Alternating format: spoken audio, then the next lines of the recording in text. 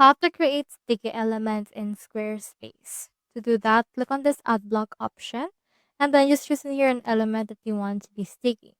For example, let's choose in here a button and then let's put it into this particular place.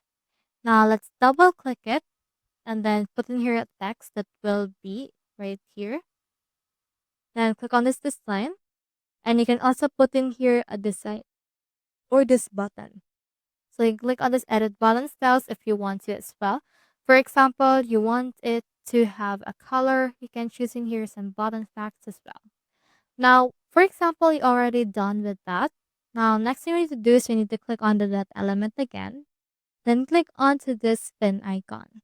Now, as you can see, it will be pinned right here. Now, once it's been pinned, you can head over and then click on it right here.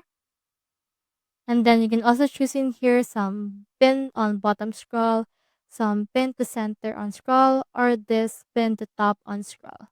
You can choose which one. And then when you try to actually scroll on your actual website, it will be pinned or become sticky. So that's how you create sticky elements in Squarespace. Hope you helped.